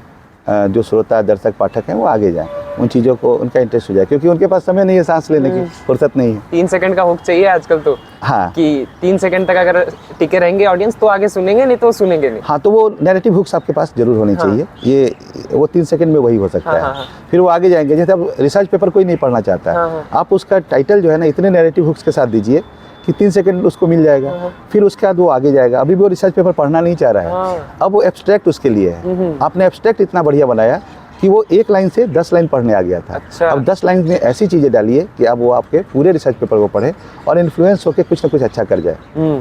तो इस प्रकृति वाली कविता पे आते हैं। इसका शीर्षक है धुन हथियाने की है। रचनाएं कुदरत की धुन हथियाने की है, इच्छा मानव की कुदरत बन जाने की है। रचनाएं कुदरत की धुन हथियाने की है, इच्छा मानव की कुदरत बन जाने की है। जग में जैसी जो भी रचना करे विधाता, साध्य में ना साधन में रत्ती व्यर्थ गवाता। चक्र में है हर कार्य नहीं अपशिष्ट बनाता, जिससे जो आता है वापस वही समाता। तंत्र सदा है मनसा इसे डुबाने की है, इच्छा मानव की कुदरत बन जाने की है। उष्ण नगर में शीतल बर्फ जमाना चाहे, सूरज अस्त उपरांत रात चमकाना चाहे। कर अशांत आकाश तंत्र उड़ जाना चाहे, जंगल पर्वत शहरें आज बसाना चाहे। विश्व निशाने पर ये कोशिश लाने की है, इच्छा मानव की कुदरत बन जाने की है। संसाधन प्राकृतिक सबका हक समान है, रातें सबकी वैसे ही सबका विहान है। वायु जल है प्राप्त हमें जब तक जहान है, कुदरत का आशीष है जो ये महादान है। करतूते मानव की सभी गंवाने की है, इच्छा मानव की कुदरत बन जाने की है। रचनाएं कुदरत की धुन हथियाने की है, इच्छा मानव की कुदरत बन जाने की है। ये कविता है। इसमें हम सर्कुलर इकोनॉमी की बात करते हैं। फिर वही फैंसी एक वर्ड जोड़ दिया, इकोनॉमी तो था ही, सर्कुलर बनाया, क्योंकि प्रकृति सर्कुलर वे में काम करती है, कभी भी वेस्ट क्रिएट नहीं करती है। इकोनॉमी में क्या हम ऐसा कर पा रहे हैं? हमने ये सिर्फ वर्ड चुराया है वहाँ से, शब्दों के माया जाल में फंसाया है। मैंने पहले भी किया, जलवायु को राजनीति नहीं आती, जलवायु के शब्दों के माया जाल में फंसना नहीं आता। ये जो बॉर्डर्स हमने बना रखे हैं अलग अलग कंट्रीज़ के, और उसके कारण हम बोलते हैं कि मिशन हम यहाँ कर रहे हैं, आपको क्या तकलीफ है? हमारी लाइवलीहुड, हमारे जो सिटीजन हैं उनकी लाइवलीहुड की फिक्र आपको नहीं हो सकती है। तो ये जलवायु के लिए बाउंड्रीज नहीं है। वो जब मालदीव्स को डुबा रहा होगा, या अपने 10 शहर, भारत के 10 शहर हैं जो बहुत ही जल्दी सागर के अंदर डूब जाने वाले हैं, चेन्नई, कोची, ये सारे शहर हैं। इसके अलावा भी जो हमारे शहर हैं उनके ऊपर इसका प्रेशर पड़ने वाला है। हम उन लोगों को मरते हुए तो छोड़ेंगे नहीं, क्योंकि ये एक दिन में तो होना नहीं है, धीरे धीरे होगा। ये लोग फिर उस छोटे से स्थल पे आना शुरू करेंगे। इतना ही नहीं, एक जब पूरी की पूरी कंट्री डूब रही होगी, डिप्लोमेटिक इशूज है, आप उनको मरते हुए नहीं छोड़ सकते। वो रिफ्यूजी भी नहीं होंगे। रिफ्यूजी तो ऐसे होते हैं जिनका अपना एक स्थान है, अपना एक देश है, वो थोड़े समय के लिए आए फिर चले जाएंगे। उनका तो देश ही नहीं रहा, तो उनको आपको सिटीजन बनाना पड़ेगा, क्योंकि अल्टीमेटली वो सारे इंसान हैं। जलवायु यही बताना चाहती है कि ऐसा ही था, वो चीज़ें फिर हो जाएंगी। तो सर एक बात मेरे को ये भी समझ में आई, जो ऐसा आपने कहा कि हम प्रॉब्लम्स क्रिएट करते हैं ताकि हम उसका सल्यूशन ढूंढ पाए, उस पर भी थोड़ा बताइए। हाँ, नहीं ऐसा नहीं, प्रॉब्लम क्रिएट तो अब कर सकते हैं, ऐसा बोले कि अब क्रिएट करते हैं। आप सबसे पहले प्रॉब्लम की तरफ जाएंगे ना, वो भी शायद हमने ही क्रिएट किया। सही आप बोल रहे हैं, ऐसा ही कहा था मैंने। प्रॉब्लम हम क्रिएट करते हैं। सबसे पहले पहला प्रॉब्लम क्रिएट किया गया होगा जब विकास के पहले स्टेप को हमने विकास का पहला स्टेप माना, वो विनाश का पहला स्टेप था। वहीं से शुरुआत हुई इन चीज़ों की, और हर समस्या का समाधान हमने देखा कि हम ज्ञानी हैं, हमारे पास समाधान है। प्रकृति के समाधान को समाधान हमने नहीं समझा। डिफिनेशन भी हमने दिया है कि जिन इंसानों के जो एक्टिविटीज है उनको आसान बनाने के लिए मशीन जो डिफिनेशन है उसी तरह का डिफिनेशन है। पूरे डिफिनेशन को भूल रहा हूँ। तो बहुत ज्ञानी लोग हैं हम लोग, और इसीलिए आज पिस रहे हैं।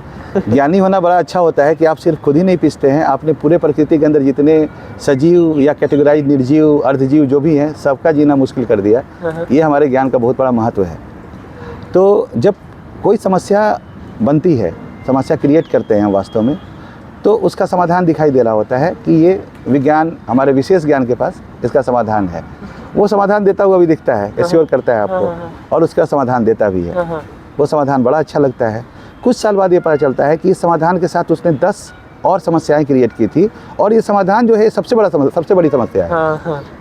अब ये 10 और 1 11 समस्याएं आ गई एक समस्या के बदले में, जो कभी था ही नहीं। हाँ। वो आपने क्रिएट किया था, उसके पहले कोई समस्या नहीं थी, जब तक आपने विकास के बारे में सोचना नहीं शुरू किया था। उसके बाद वो 10 या 11 समस्याएं हैं, उसका भी समाधान चाहिए आपको। फिर आपके पास एश्योर करता हुआ दिखा वो साइंस जो है। हाँ। फिर आपने वहाँ से समाधान एश्योर उसने किया और आपको समाधान मिल गया। 11 पे और बढ़े। हाँ, 11 से 21 मल्टीपल में बढ़ते होते बढ़ते। आज हम हजारों लाखों समस्या में बैठे हुए हैं। सबका समाधान होगा ऐसा लगता है। और वो समाधान आएगा भी। उस समाधान के साथ उतने मल्टीपल समस्याएं आ जाएंगी। प्लास्टिक का उदाहरण बहुत अच्छे से समझ में आ जाता है। 3-4 दशक पुरानी बात होगी जब प्लास्टिक बहुत बड़ा समाधान माना गया था। हम लोग भी छोटे थे, बहुत बड़ा समाधान माना जाता था। और आज के डेट में आप समझिए कि पूरे विश्व को वो निगल जाने वाला है। वैसे बेचारे जो कि समुद्र के सबसे नीचे तल पे रहते हुए, जिन तक हम पहुंच नहीं पाए हैं, वो 24 घंटे प्रकृति का भाग होने के कारण कंट्रीब्यूट कर रहे हैं। उनके जीने पे भी आफत आ गया हुआ है।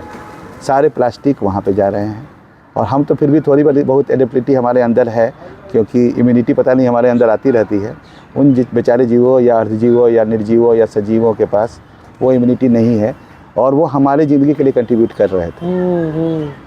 ऐसा कहते हैं कि मतलब किसी से बैर हो तो उनकी हत्या की जाती है, उनसे लड़ाई की जाती है। उन बेचारों से तो ना कोई बैर है, ना कभी मिलावट हुई है, फिर भी उनके जान के हानि बन गए हैं। इसके लिए वो एक प्रिंसिपल बड़ा वो भी शब्दों का माया जाली है, पॉल्यूटर पेज। जिसने पॉल्यूशन किया है वही पे करे। और ये भी लड़ाई है। आप अभी COP28 पे भी देखें, क्लाइमेट फिनांस हमेशा से एक बहुत बड़ा इशू रहा है और उसमें US को या किसी भी कंट्री को, जो भी डेवलप कंट्रीज़ हैं, वो बात करते हैं अभी के इमिशन का लेवल क्या है उस पर। और उस पर डेवलपिंग कंट्रीज ये कहती है कि हमारे यहाँ जो लोग हैं उनका लाइवलीहुड जो है वो बहुत कम है और हमको उनके लाइवलीहुड को ऊपर लाने के लिए, आपके लेवल तक लाने के लिए कहीं ना कहीं इन सारे इमिशंस की ज़रूरत है। हमारे पास कोल बहुत ज़्यादा है, हम उसको यूज करेंगे। वो बोलते हैं कि नहीं, आप तो इतना इमिशन करेंगे तो हम भी करेंगे। फिर डेवलपिंग कंट्रीज बोलती है कि नहीं, आपने तो हिस्टोरिकली बहुत ज़्यादा आप रिस्पॉन्सिबल रहे हैं। ये सच्चाई भी है कि आप अगर कुमुलेटिव रिस्पॉन्सिबिलिटी देखें, कुमुलेटिव इमिशन का लेवल देखें, तो US अकेले 25% जिम्मेवार है, हिस्टोरिकली रिस्पॉन्सिबल है कुमुलेटिव इमिशन के लिए। हम सिर्फ 3% जिम्मेवार हैं। चाइना और यूरोपियन यूनियन जो है वो तकरीबन 12-14-15% के आसपास हैं। तो ये सारी चीज़ें अच्छी है, लेकिन अल्टीमेटली ग्लोब एक है, जलवायु एक है, तो वो इन बाउंड्रीज को नहीं मानता है। उससे भी आगे जाएंगे तो एक चीज़ मैं बताना चाहूँगा कि 2 एस्पेक्ट होते हैं क्लाइमेट क्राइसिस के निपटने के लिए। एक तो मिटिगेशन और दूसरा एडेप्टेशन। मिटिगेशन में क्या होता है, ये फिर भी थोड़ा आसान है कि ये माना जाता है कि मिटिगेशन में जैसे emission is component of mitigation. तो इमिशन अगर हम यहाँ कम करेंगे तो US में भी उसका फ़ायदा होगा। US में अगर इमिशन ज़्यादा होगा तो हमें भी नुकसान होगा। तो ये एक ऐसी चीज़ है जिस पे कहीं ना कहीं हम साथ हो लेते हैं, पूरे वर्ल्ड में एक साथ हो लेते हैं और उसको साथ होने का काम ऐसे यही COP जैसे लोग करते हैं, कॉन्फ्रेंस ऑफ द पार्टीज जो हैं वो करते हैं ऐसे हर एनुअल इवेंट्स में। लेकिन दूसरी तरफ जो एडेप्टेशन की बात है तो हमेशा से मुद्दा रहता है और इस बार भी वो मुद्दा था, global goals on adaptation, GGA जो है ना, उसमें बड़ी परेशानी आ रही है। पेरिस क्लाइमेट डील को, पेरिस क्लाइमेट एग्रीमेंट जो COP पेरिस में हुआ था 2015 में, उसमें ये चीज़ें मतलब बहुत बड़ा वो इवेंट माना गया, बहुत बड़ा अचीवमेंट माना गया पेरिस क्लाइमेट एग्रीमेंट को। इसके 7-8 साल बीत जाने के बाद भी आज भी एडेप्टेशन पे हम कोई भी ग्लोबल गोल नहीं ला पाए हैं। उसका कारण क्या है, फिर हम उतने ही स्वार्थी हो गए, ज़िंदगी के प्रति स्वार्थी नहीं हुए, बाकी चीज़ों के प्रति स्वार्थी हो गए। वो क्या है कि एडेप्टेशन में एक परेशानी है कि वहाँ लोकल इंडिवर्स होते हैं, लोकल एफर्ट्स होते हैं और लोकल बेनिफिट्स है। एडेप्टेशन में आप चीज़ों में बदलाव करते हैं तो बदलाव किसी पर्टिकुलर जगह पे करेंगे, उसके लिए फाइनेंस की ज़रूरत होगी। डेवलपिंग कंट्री करती है कि आप हमारे पास लॉस एंड डैमेज फंड के माध्यम से पैसे दीजिए। हम कोशिश करेंगे जलवायु बदलाव रुके, जलवायु संकट रुके, तो उसके लिए लोकल लेवल पे प्रयास होंगे, फाइनेंस बाहर से आएगा और लेकिन बेनिफिट जो है वो भी लोकल लोगों को ही होगा, उस कंट्री को ही होगा। तो इसके लिए डेवलप कंट्री तैयार नहीं होती है। तो आप तैयार कभी नहीं हो, कभी तैयार होने का नाटक करते रहें, कभी शब्दों का माया जाल करें और उसके बाद जलवायु जो है वो उस संकट की तरफ तेज़ी से बढ़ रही है, जिसकी साइंटिफिक एविडेंसेज भी हमारे पास है। मतलब ये हायरार्की पे ही काम करेगा, जब लोअर लेवल वाले लोग काम करेंगे तभी वो जाके ग्लोबली काम पूरा होगा। मैंने वही कहा कि 800 करोड़ लोग जब प्रैक्टिस करेंगे तो हम ही तो सरकार है, हम ही तो इंटर गवर्नमेंटल ऑर्गेनाइजेशन है, हम ही तो NGO हैं। बाहर से उस पर कोई दूसरा जीव नहीं आता, दूसरे को तो हमने अलग अलग कैटेगरी में निर्जीव तक बोल दिया हुआ है ना। तो प्रकृति में होने वाली हर चीज़ प्राकृतिक होती है, लेकिन हम इतने बड़े हो गए कि उसको भी अप्राकृतिक बोला और ह्यूमन इंड्यूस नहीं बोला।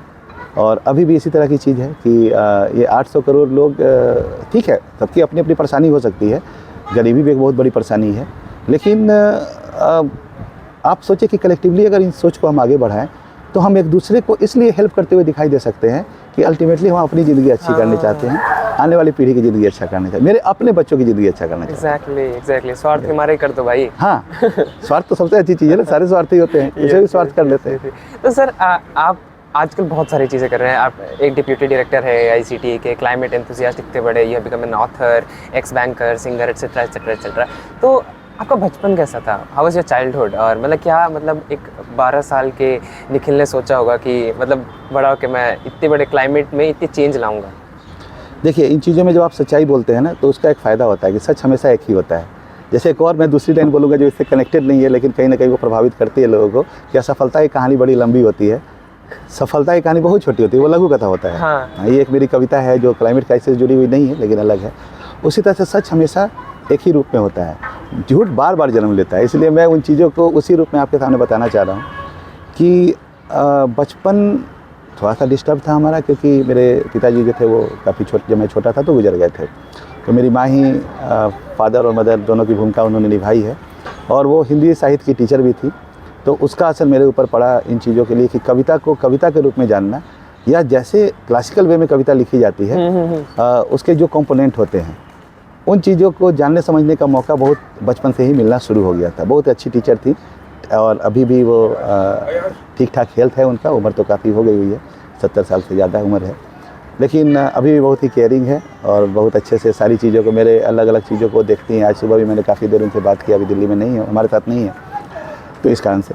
तो एक तो ये था। दूसरा कि सेंसिटिवनेस हम लोग में शायद हो सकता है कि पापा के नहीं रहने के कारण चीज़ें ज़्यादा थी, ये कंपोनेंट ज़्यादा था।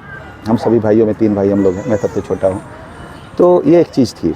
दूसरी बात कि उसके आगे क्लाइमेट क्राइसिस के प्रति जो रुझान है, उस समय ये सारे न तो फैंसी वर्ड्स थे, ना ही बच्चे के रूप में हम लोग को जानने की ज़रूरत थी, जान नहीं पाते थे, इर्द गिर्द कोई बातें भी नहीं करता था, तो ये क्राइसिस नहीं लगता था। लेकिन मैं आपको बताऊं कि उस समय भी लोग जागरूक थे, और मैं हमेशा इस चीज़ को बोलता हूं कि शायद मेरी शुरुआती जो मेरा मोटिवेशन जो था, वो एक रेडियो पे छोटा सा ऐड आता था कि बिजली का बचत ही बिजली का उत्पादन है। अब ये मेरे समझ में नहीं आता था, लेकिन मैं रटता रहता था इसको, और ये क्लाइमेट क्राइसिस से जुड़ा हुआ था, मुझे उस समय नहीं मालूम था। तो ये मैं आज भी, मुझे लगता है कि शुरुआत शायद वहाँ से हुई थी, जहाँ से मैं इन चीज़ों की तरफ सोचना मैंने शुरू किया कि बिजली का बचत, बिजली का उत्पादन कैसे हो सकता है, और बचत क्यों बिजली है ना भाई, बिली हुई है, ये मतलब लाइट वगैरह जल रहे हैं। हाँ, तो माँ को भी मैं देखता था कि वो हमेशा हर जगह ये मतलब बहुत सेंसिटिव रहती थी, उनको क्लाइमेट क्राइसिस के बारे में नहीं मालूम था, बिल्कुल नहीं मालूम था। फिर वो इन चीज़ों के प्रति, तो मुझे लगता था कि वो एक जो चीज़ है ना कि कोई चीज़ वेस्ट नहीं होना चाहिए, तो फिर प्रोडक्ट ही क्यों वेस्ट नहीं हो, सर्विसेज भी वेस्ट नहीं होनी चाहिए, तो वो सर्विसेज भी वेस्ट नहीं होने देती थी। तो अभी भी उनकी वही आदत है, और वहाँ से ये शुरुआत हुई, मुझे ऐसा लगता है। और उसके बाद तो फिर धीरे धीरे करते ये रुझान रहा ही चीज़ों को जानने का। तो आपकी ज़िंदगी में बदलाव लाने के लिए बहुत छोटी छोटी चीज़ें होती हैं जो बदलाव ला देती हैं। मुझे लगता है वो शायद पंक्ति एक ऐसी है, सरकारी प्रचार ही था वो, लेकिन उसने मेरे ऊपर बहुत प्रभाव डाला था। शायद वो आपके ऐसे ना सबकॉन्शियस माइंड में बैठ गया होगा वो, एंड लेटर इट टर्न्ड, मतलब सीड था वो एक बड़े प्लांट में। तो सर आपका चाइल्डहुड मतलब कि कहाँ से है वैसे आप? मैं बेसिकली पटना से हूँ। पटना, अच्छा। हाँ, ओके, छठ पूजा में जाके आए थे? छठ पूजा में इस साल नहीं गया था, लेकिन छठ पूजा में जुड़ने का बहुत अच्छा मौका मिला। 6 दिन का एक कार्यक्रम था, जो अचीवर जंक्शन नाम का एक चैनल है, और उसके जो एडमिन हैं वो बहुत बड़े पोएट, बहुत बड़े साहित्यकार हैं भोजपुरी के। फिल्म फेयर अवार्ड मिला इस साल उनको, मनोज भावुक जी हैं, मेरे अच्छे साथी भी हो गए हैं समय के साथ साथ। साहित्य के कारण से जुड़ना हुआ था, लेकिन अब हम बहुत ही अच्छे साथी हैं इस कारण से कि वो सच में बहुत बड़े इंसान हैं, और साहित्य में उन्होंने इतना बड़ा योगदान दिया है भोजपुरी साहित्य में कि ज़्यादातर भोजपुरी की जो एक अलग तरह की पहचान है उससे वो नहीं जुड़े हुए हैं। वो बहुत ही साफ़ सुथरी चीज़ों को करने वाले इंसान हैं। ज़्यादातर अच्छे गीत आपको भोजपुरी मूवीज़ में मिलेंगे, प्लस वो मल्टी टैलेंटेड है वो भी। और मॉरिशस और लंदन में उन्होंने एक इंजीनियर के रूप में काम किया करीब 20 साल पहले। उन्होंने इंटरव्यू भी काफ़ी किए हैं, अमिताभ बच्चन, सुब्रमण्यम स्वामी, और अभी भी तमाम बहुत बड़े बड़े लोग जो हैं उनका भी इंटरव्यू वो करते रहते हैं। तकरीबन 20-25 साल से वो जर्नलिज्म से जुड़े हुए हैं।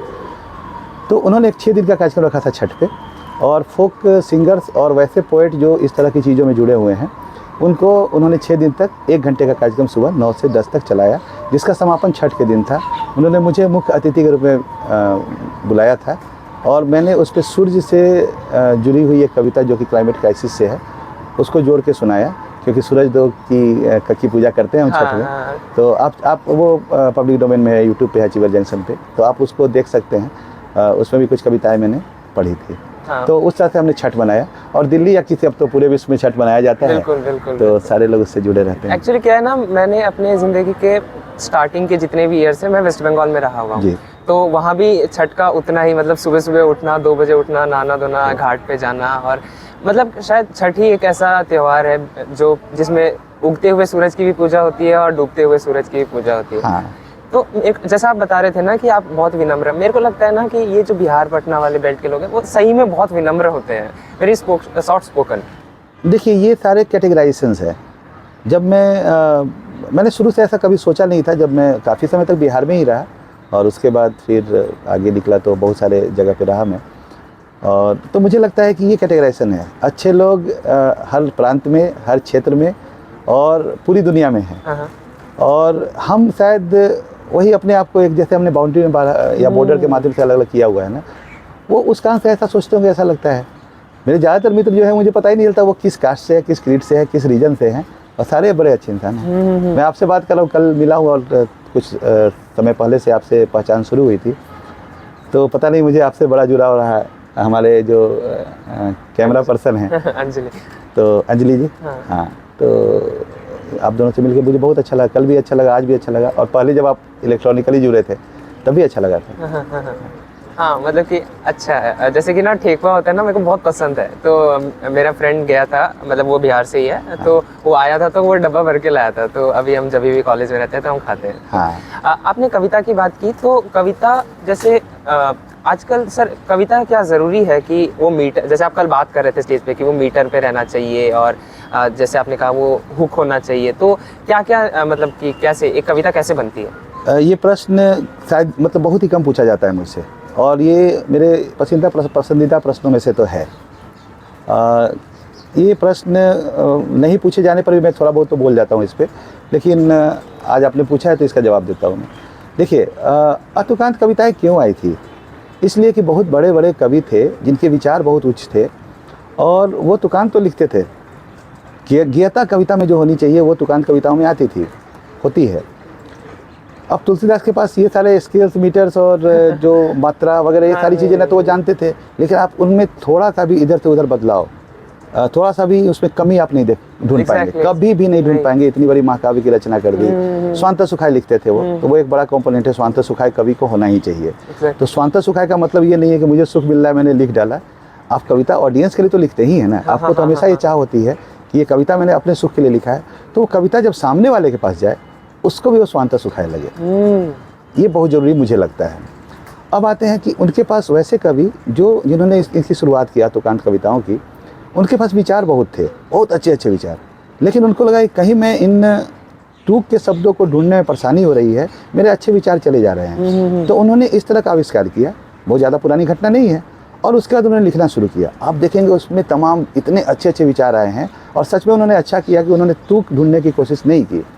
परेशानी क्या है कि उस विधा को बाद के लोग इस तरह से लेते गए कि मैं कुछ भी लिख दूंगा, क्योंकि उन्होंने कुछ भी लिखा है, उन्होंने कुछ नहीं लिखा था। अब वैसे लोग जो कि तुकांत लिख ही नहीं सकते हैं और विचार भी नहीं उनके पास, वो भी कविताएं कर रहे हैं अतुकांत।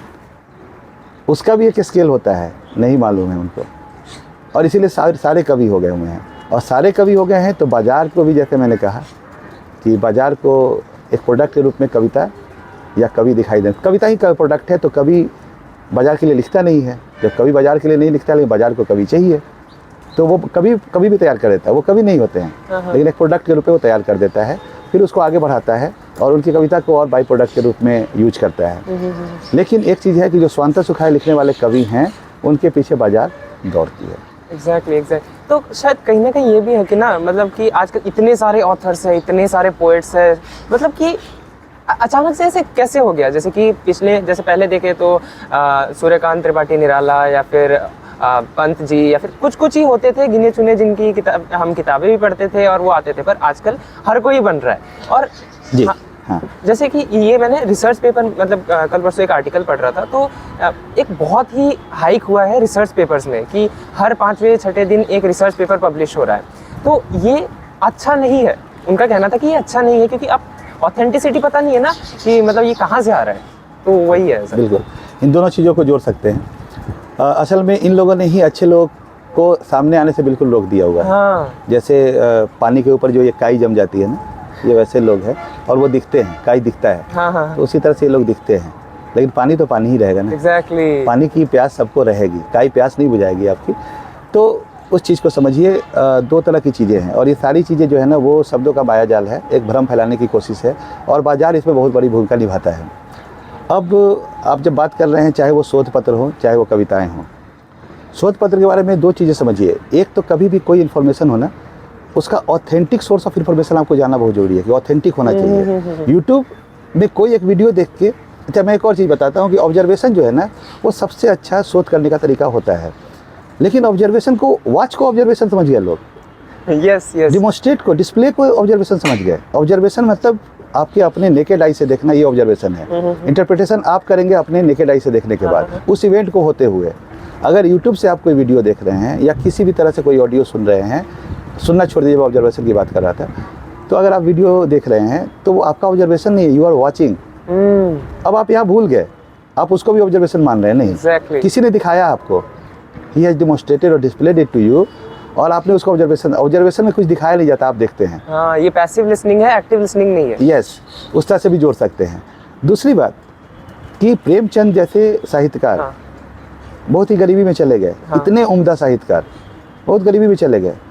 उनकी गरीबी में लिखे गए साहित्य के माध्यम से आज अमीर बने बैठे हुए लोग हैं। हास्य कविताओं में देखिए चुटकुले पढ़े जा रहे हैं, हास्य कविता नहीं है। और बड़े बड़े अच्छे अच्छे हास्य कवि हुए हैं। मैं तो कभी कभी पुराने हास्य कवियों को जो हम बचपन में सुनते थे सुनता हूँ। शैल चतुर्वेदी जी की एक चल गई करके एक हास्य कविता है, आप सुनिए। उसमें कोई चुटकुला नहीं है लेकिन बड़ा मज़ा आएगा। बहुत पुराना मैंने देखा एक वीडियो, शायद 70s का है वो, कुछ मुझे कहीं मिल गया। चल गई, वो एक आके किसी की चल जाती है, उसी पर उन्होंने कविता बना दी। तो हास्य कविता में हास्य आना चाहिए उसके अंदर से, या व्यंग होना चाहिए, वो नहीं है। और उन लोगों से आप मीटर्स और इसकी स्केल या मात्रा की बात तो कर ही नहीं सकते, वो जानते भी नहीं है।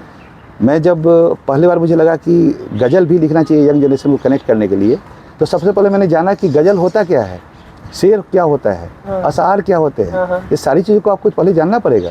क्योंकि आपकी कवि के रूप में सबसे बड़ी भूमिका क्या है कि आप साहित्य को समृद्ध करेंगे, जिस भाषा में आप लिख रहे हैं उसको भी समृद्ध करेंगे, उस भाषा भाषी जो पाठक हैं या श्रोता हैं उनको भी उस साहित्य या उस भाषा के 2-3 शब्दों से रूबरू कराएंगे ताकि वो उन शब्दों को फिर से यूज करना शुरू करें।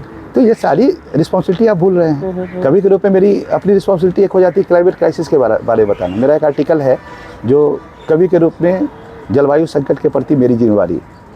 तो ये सारी जिम्मेवारी समझते हुए करेंगे। नहीं, आप तो बाजार को ही जिम्मेवारी समझ रहे हैं, और बाजार ऐसे लोगों को पूछता नहीं है, यूज करता है और फेंक देता है।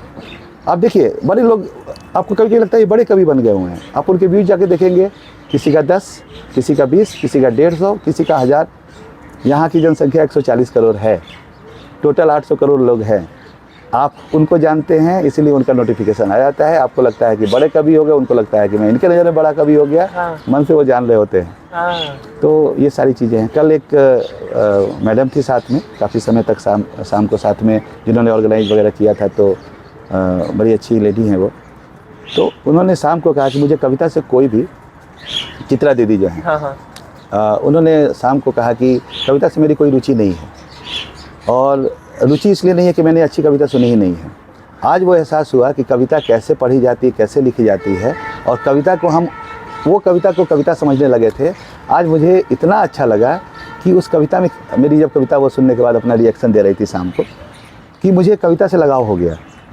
और वो सच बोलने वाली, आपको मालूम है कि किस तरह की लेडी है वो, बहुत ही धार्मिक और स्पिरिचुअल लेडी हैं। तो ये सब जो चीज़ें आप सुनते हैं तो आपको लगता है कि काई के नीचे के पानी की दरकार सबको है।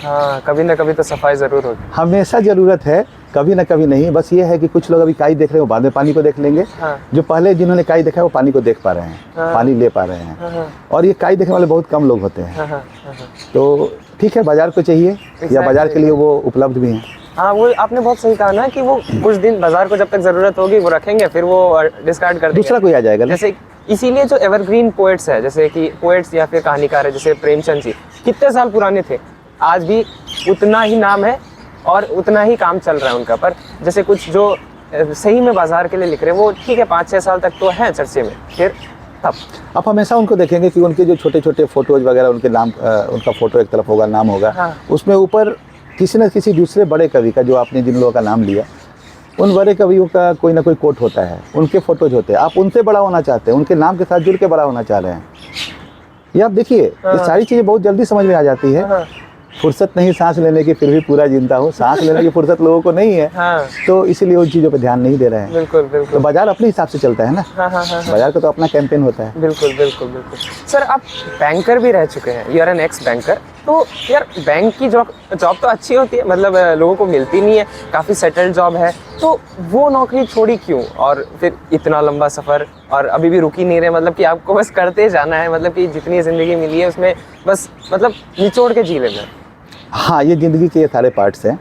और बैंक में भी रहा मैं, इग्नो में भी रहा, और उसके बाद फिर AICT में हूँ।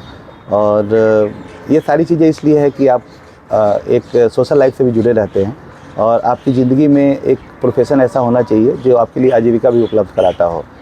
कविता को मैंने कभी भी इस तरह की कोशिश नहीं की माध्यम बनाने की।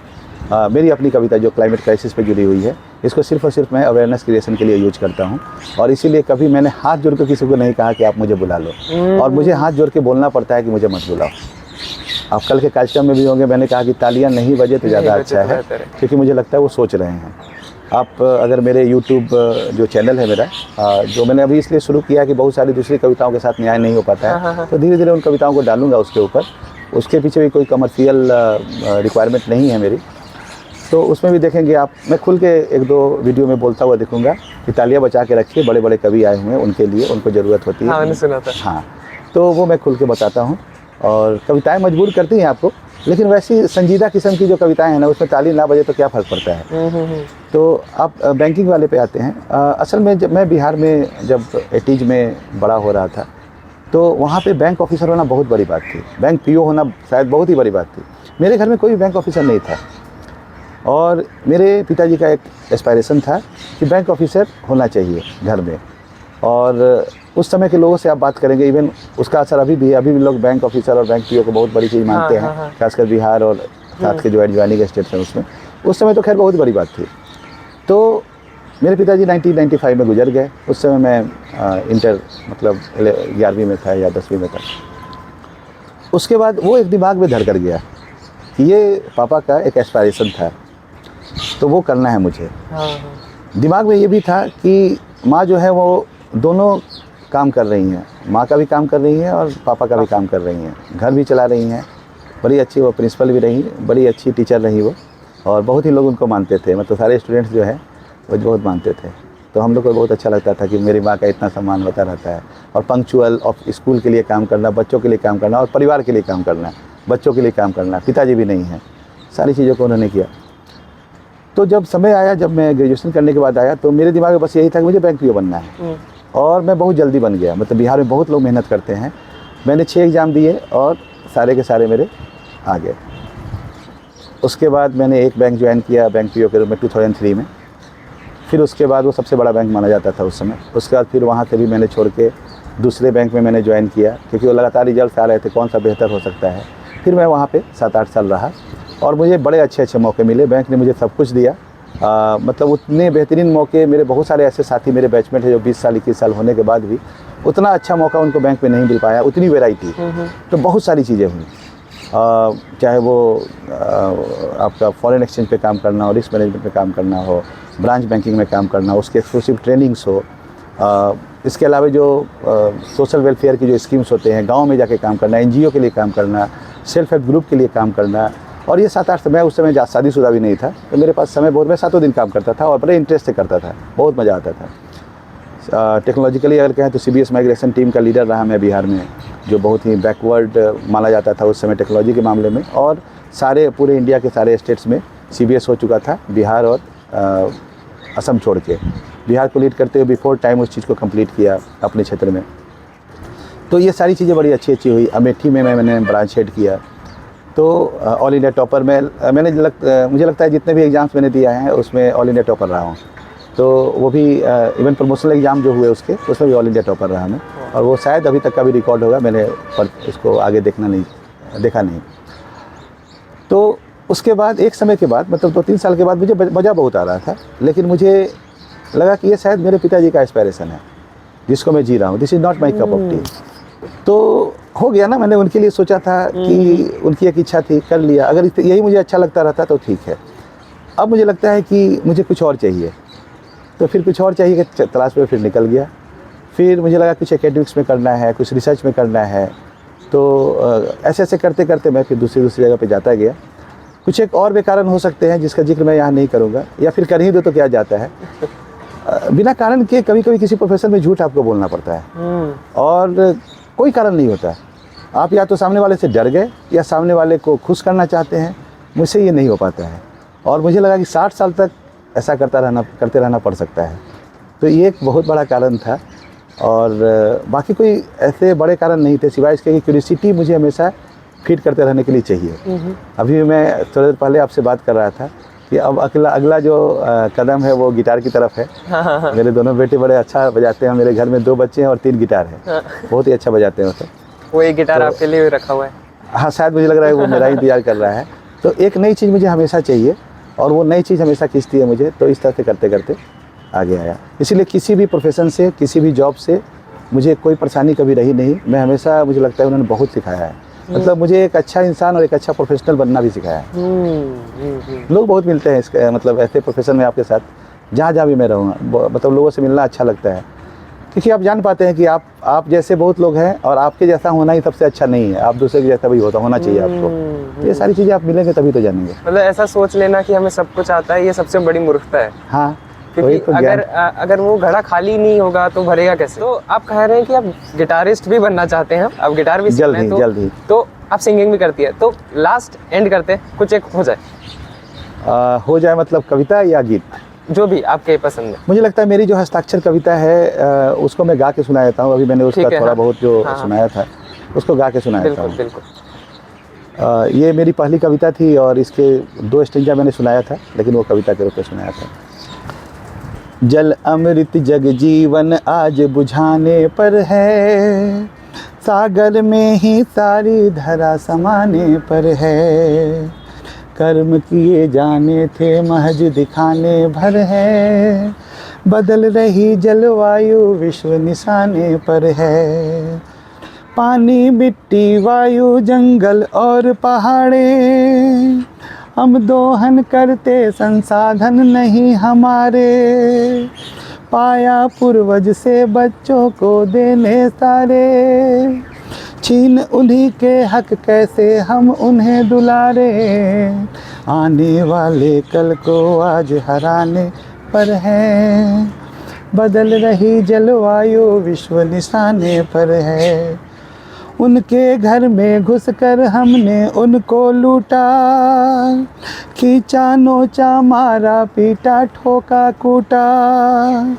छीना झपटी में जो टूटा उनका टूटा, कहीं तो जाएंगे उनका घर बार है छूटा। तभी हमारा घर उनसे लुट जाने पर है, बदल रही जलवायु विश्व निशाने पर है। जो सूरज सदियों से आता हमें जगाने, किरणें तीखी आने वाली हमें सुलाने। रहे बजाते गर डफली से राग पुराने, स्वयं धरा अस्तित्व सुरक्षित रखना जाने। धरती बच जाएगी हम ही जाने पर है, बदल रही जलवायु विश्व निशाने पर है। जल अमृत जग जीवन आज बुझाने पर है, सागर में ही सारी धरा समाने पर है। कर्म किए जाने थे महज दिखाने भर है, बदल रही जलवायु विश्व निशाने पर है। तो सेव अर्थ के माध्यम से सेव आवर सेल्स का कैंपेन करेंगे। विश्व निशाने पर है की जगह हम निशाने पर हैं, ये सोचते हुए काम करेंगे। बिल्कुल सर, बिल्कुल। ये कविता सब तक पहुंचेगी और I wish you all the success in, जैसे आप क्लाइमेट के लिए जितना एंथुजियाज्म दिखा रहे हैं, I think you will achieve great success in this. हर चीज़ में तो सक्सेस आपको मिल ही गया, हर जगह आपने कर लिया, अब ये है इसमें भी कर लेंगे। सफलता का अलग अलग पैरामीटर हो सकता है, अलग अलग डिफिनेशन हो सकता है। सक्सेस, मुझे लगता है ये सक्सेस अगर ऐसा जिस पे हम काम कर रहे हैं, ये अगर सक्सेसफुल होता है तो ये हर एक बंदे का सक्सेस यस सर, है, दुनिया का हर एक इंसान का सक्सेस है। बिल्कुल। क्योंकि मैंने वही कहा कि थोड़ा सा स्वार्थी हो जाते हैं इस मामले में, स्वार्थी होकर अपने बारे में और अपने आने वाली पीढ़ी के बारे में सोच लेते हैं। क्लाइमेट को इस कदर बना के रखते हैं कि हम अपनी ज़िंदगी उसी तरह से जीते रहे जैसे हमारे पूर्वज जीते रहे हैं, हमारे बच्चे भी जीते रहे हैं। बिल्कुल। बहुत बहुत धन्यवाद आपका, Thank you so बेहद much, शुक्रिया, आपने मौका दिया, समय दिया, बहुत अच्छा लगा आपसे बात करके। और अंजलि जी का भी मैं शुक्रिया अदा करता हूँ, इन्होंने काफ़ी मेहनत की है इस पर। आगे फिर मिलेंगे। बिल्कुल।